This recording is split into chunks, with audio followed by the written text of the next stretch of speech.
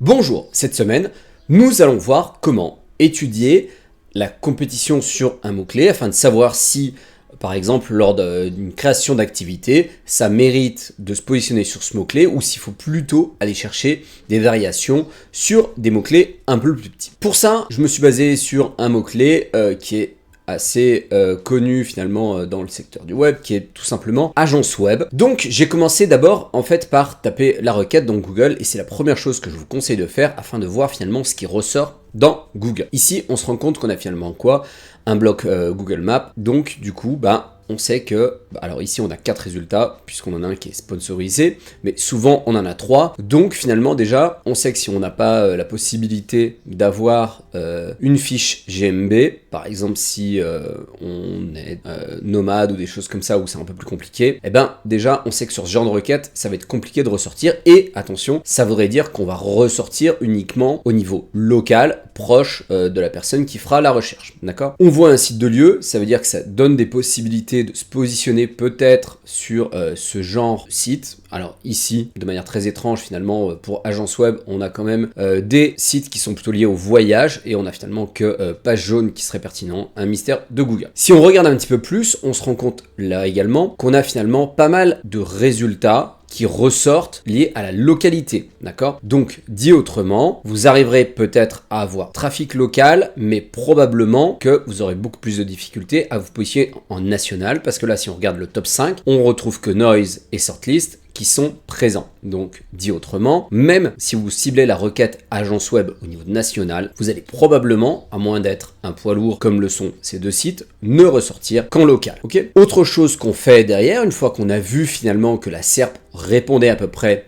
à l'intention de recherche qu'on avait, imaginons que nous soyons en train de créer une agence web, on pourrait se dire, ok, de manière locale, il pourrait y avoir un intérêt à cibler la requête. Attention, si on se lance, on sait qu'on n'arrivera jamais à se positionner en national, comme on l'a vu ici, on a plutôt finalement une intention de recherche qui est axée locale, donc d'emblée, si j'avais à créer mon agence web, je ne me créerais pas avec agence web en ciblant la requête agence web, mais agence web plus ville, parce qu'on se rend compte que finalement, c'est à peu près ce que Google attend aujourd'hui, on va y revenir sur le aujourd'hui, et donc qu'il faudrait plutôt essayer directement d'emblée de cibler via la homepage probablement la requête agence web plus ville. L'étape d'après, une fois qu'on a finalement notre premier mot-clé, le mot-clé principal qui nous vient à l'esprit, c'est d'aller finalement sur un outil. Alors moi j'utilise Alloscan, vous pourriez en utiliser d'autres, type Rank Explorer par exemple, qui vont vous permettre en fait d'avoir une idée du nombre de recherches. Pourquoi? Parce que là, on voit qu'on a un très fort volume de recherche. Le volume de recherche estimé finalement est estimé entre 12 et 7000. Attention encore une fois, comme on l'a vu, la SERP va probablement énormément varier entre les différentes villes. Donc ce chiffre est à prendre avec des pincettes, même si vous deveniez premier sur agence web, il est probable que ça serait uniquement en local et pas en national, donc le volume de visiteurs serait probablement bien inférieur. En tout cas, on voit que notre mot-clé ici a un volume de recherche très conséquent et donc ça vaudrait le coup de se positionner. J'avais regardé à titre d'exemple une autre requête qu'on va ouvrir tout de suite, agence web, ostéo. Si on regarde bien, là, il n'y a aucun volume de recherche, ce qui est corroboré d'ailleurs si on regarde sur Google Trends ou d'autres outils. Donc, parfois, rentrer dans des niches, ça peut être très bien, mais veillez malgré tout à ce qu'il y ait un minimum de volume de recherche. C'est ce qu'il faut retenir de cette étape. Alloscan vous permettra, comme d'autres outils finalement, de savoir qu'il y a quand même un minimum de volume de recherche. Ça peut être seulement quelques dizaines.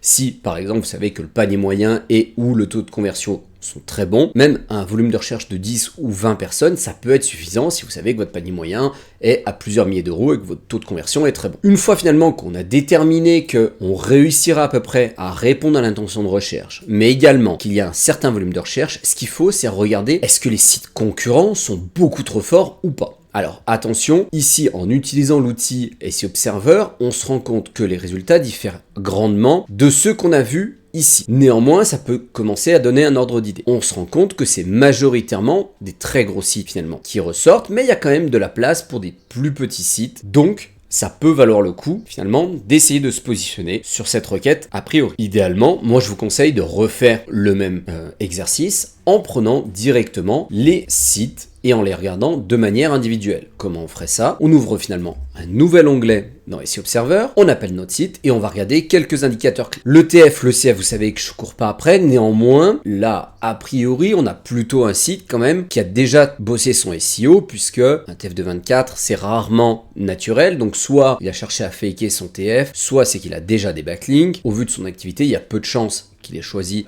de faker son TF. Si on regarde le nombre de domaines référents, on voit qu'il y en a 135, dont, si on laisse le pointeur, on voit qu'il y en a 95 qui sont dofollow. Donc dit autrement, on en a grosso modo une centaine qui, a priori, potentiellement pourraient valoir le coup. Autre chose qu'on peut faire, c'est finalement regarder les mots-clés sur lesquels il se positionne, et on voit qu'il est en première page ou en deuxième page sur des requêtes liées au web. Donc là aussi, on peut se dire que potentiellement, c'est une agence qui doit plutôt bien se positionner. Et si on regarde les top backlinks ici, on voit pas mal de pages d'accueil pour cette activité-là. C'est très normal, classique.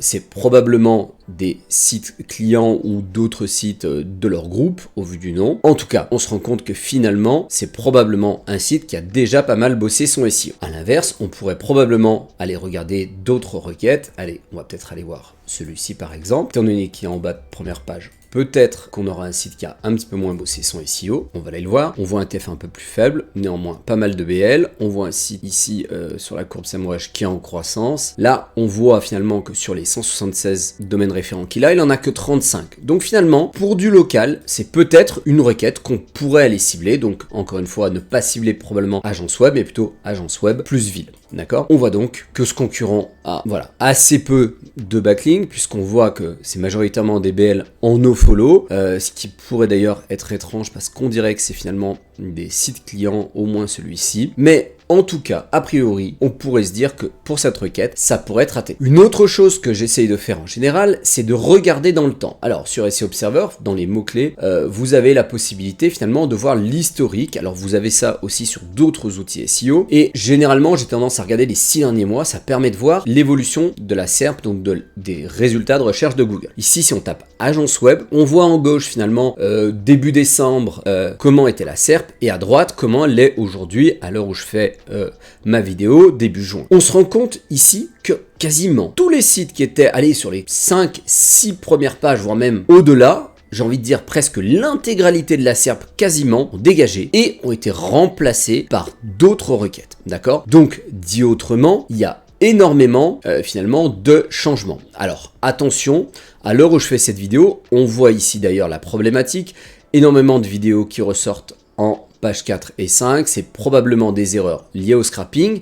Donc finalement, cette analyse sera à prendre avec des pincettes et il faudrait peut-être essayer de la creuser un petit peu plus pour voir si l'analyse est juste ou pas, puisque à l'heure où je fais cette vidéo, il y a pas mal de problèmes sur plusieurs outils pour récupérer la SERP de Google. Ici, il y a peut-être le cas, notamment pour tout ce qui dépasse les positions 40, où on a beaucoup de vidéos YouTube qui ressortent, et c'est très peu logique pour ce genre de résultats. En tout cas, malgré tout, sur la première page, il y a actuellement, où je fais la vidéo, peu de problématiques pour scraper la première page, et on voit malgré tout que quasiment l'intégralité finalement des requêtes ont changé. Encore une fois, je me suis basé sur agence web, néanmoins, on l'a vu, il aurait peut-être fallu que je le fasse sur agence web plus le choix d'une ville afin d'avoir des résultats un peu plus précis. Néanmoins, on se rend compte de quoi? Que c'est une SERP qui bouge beaucoup. Et une SERP qui bouge beaucoup, c'est pas forcément hyper pertinent de vouloir la cibler parce que, imaginons qu'on avait été le site Beyonds.fr. Bon, finalement, passer de top 2 à rien du tout, d'un point de vue trafic et donc chiffre d'affaires, ça fait un gros gap. Donc du coup, peut-être qu'il aurait fallu aller chercher d'autres requêtes un peu plus stables, quitte à avoir des requêtes avec moins de volume de recherche. Dernière chose que je vous recommande, si vous avez déterminé que vous vouliez agence web, c'est aller regarder en fait tous les dérivés parce qu'il y a peut-être finalement des requêtes qui sont dérivées de celle-ci qui seraient peut-être plus intéressantes à aller cibler. Alors, on voit beaucoup finalement de dérivés de agence web plus ville ou région, mais on voit aussi finalement des CMS. Si vous êtes spécialisé dans un CMS, peut-être que vous auriez par exemple ici un intérêt à préciser votre CMS, WordPress ou d'autres finalement CMS. On voit, si on regarde ici par exemple, que agence web WordPress, 880 personnes qui recherchent ça tous les mois, c'est quand même un beau volume de recherche. Si vous étiez bien positionné, ça ferait finalement un paquet de leads probablement tous les mois. Mais on peut aussi continuer à aller regarder finalement des requêtes dérivés de notre requête principale qui ont des volumes de recherche plus faibles, mais peut-être des paniers moyens plus élevés. Je pense ici à PrestaShop, avec 390 recherches par mois, c'est en effet plus faible. Néanmoins, comme c'est des e-commerçants, on peut potentiellement espérer peut-être avoir des finalement leads qui seront avec des budgets moyens un peu supérieurs. On voit que ça pourrait potentiellement concerner des mots-clés. Alors là, encore une fois, attention, parce que si on regarde Agence Web Avocat, entre Google Ads qui estime ça à presque 400 recherches par mois et HelloScan qui estime ça qu'à 5, ça fait un gros gap. Il faudrait probablement essayer de creuser un petit peu plus. À mon avis, l'estimation HelloScan est probablement trop faible et inversement, celle de Google Ads est trop élevée. Mais là encore, il faudrait creuser un petit peu plus en regardant finalement cette requête et se poser la question, est-ce qu'il va y avoir beaucoup de concurrence ou pas? En effet, si on se rendait compte que sur Agence Web Avocat, il y avait peu de concurrence, peut-être que ça vaut le coup de monter un site sur cette thématique. Ça peut être également le coup d'analyser et de voir peut-être des CMS qui sont plus vraiment utilisés. Alors, on va chercher ça ici. Voilà, j'avais vu tout à l'heure la requête Agence Web Drupal, qui est un vieux CMS, et on le voit, le volume de recherche est plutôt faible, estimé entre 140 et 190 recherches par mois. Néanmoins, aujourd'hui, il y a assez peu finalement de personnes qui savent gérer un site web Drupal. Ça sera probablement peu de création de sites et plutôt de la maintenance. Néanmoins, il y a probablement peu de concurrence aujourd'hui, et ça peut valoir le coup justement d'aller cibler des requêtes où la concurrence a un petit peu délaissé ce genre de requêtes pour vous prendre la place. J'espère que cette vidéo vous aura plu, qu'elle vous aura permis de mieux comprendre comment choisir une requête sur laquelle vous voulez vous positionner. Je vous dis à bientôt dans une prochaine vidéo.